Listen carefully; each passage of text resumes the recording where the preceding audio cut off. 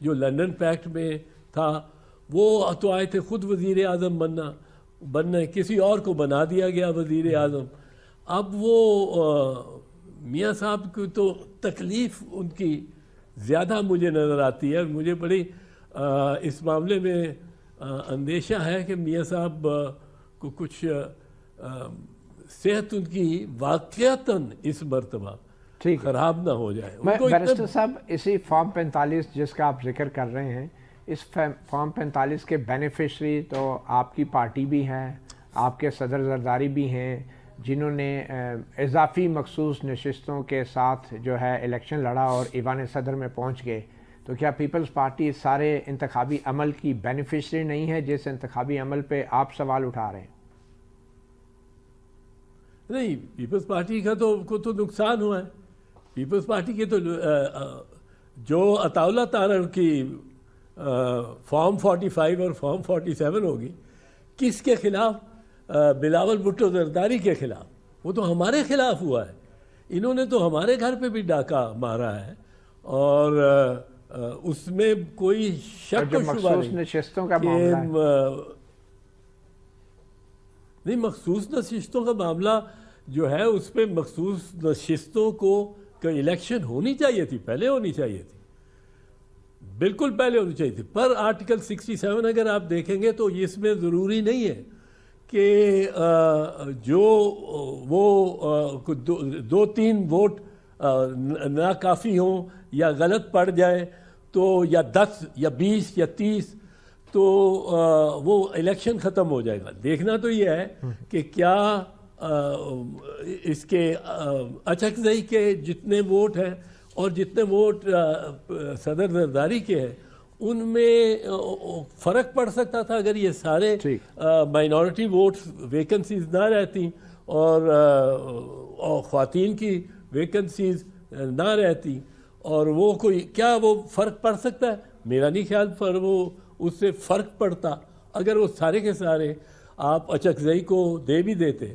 تو اس لیے وہ ایک سیکنڈ ٹیئر الیکشن ہے. فرسٹ ٹیئر الیکشن میں معترض ہو سکتا ہوں, میں اعتراض کرتا ہوں. میں تو کہتا ہوں بلاول بھٹو زرداری ہی ایمرج پراببلی, جو کہ جس طرح وہ چیئرمین بلاول سامنے آیا اس الیکشنز میں, اس الیکشن میں the only leader was campaigning, واحد لیڈر تھا جس نے کیمپین کی. وہ اس نے کیمپین بڑی شائستہ انداز میں کی, بڑے ایک ریلیکسڈ اور بڑا مطلب ہے لوگوں کو کمفرٹ لیول کو, کوئی چیخا چلایا نہیں, کوئی یہ نہیں کہا you love me I love you, مطلب ہے بڑی میچور اور ایشوز بیسڈ تقاریر کی. یہ تو کیمپین کا ایک حصہ ہو گیا. بیرسٹر صاحب یہ سب دھاندلی جس کا آپ فارم 45 کا حوالہ دے رہے ہیں, یہ کی کس نے ہے آخر, اور یہ ہوا کیا ہے آپ کے خیال میں؟ یہ کس کا کھیل تھا؟ یہ کس کا کھیل تھا؟ جی آپ یہ پوچھ رہے ہیں؟ جی یہ کس کا کھیل تھا؟ کس نے کھیل کھیلا ہے اس سے الیکشن کے عمل کے ساتھ؟ ہاں, یہ نگرانوں نے اور پیچھے جو ان کے نگرانوں کے کھڑے ہیں, ان کی کمر پہ ہاتھ رکھ کے اور ان کو سہارا دے کے جو کھڑے تھے, وہ تو بڑی کلیئر بات ہے. اس میں کوئی میرے ذہن میں تو شک نہیں ہے. آپ یہ کہہ رہے ہیں کہ یہ سارا کھیل انوار اللہ کاکڑ نے کھیلا ہے؟ نہیں, نگرانوں نے اپنا چہرہ دیا اس کو. بالکل کھیلا تو کھیلنے والے آپ بھی جانتے ہیں پلیئر کون ہے, میں بھی جانتا ہوں پلیئر کون ہے. وہ آپ کی میں نام لے دوں گا تو آپ کی جو چینل ہے, مجھے اگر کچھ کا ہمیں عادت ہے نہ کا, پر آپ کے چینل پہ کو دشواری ہوگی, آپ کے چینل کے مالکان کو.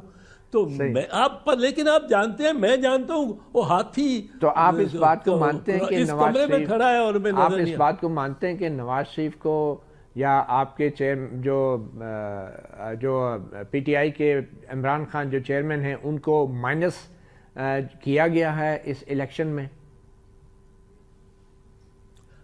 بھائی میں مانتا کیا ہوں, میں تو کہتا ہوں, آپ مطلب ہے مجھے میرے سے پھر کہلوانا چاہتے ہیں، میں ہر فورم پہ کہنے چاہ رہا ہوں، کہنے کو تیار ہوں، عمران خان کے ساتھ بے انتہا بے نظیر زیادتی ہوئی ہے۔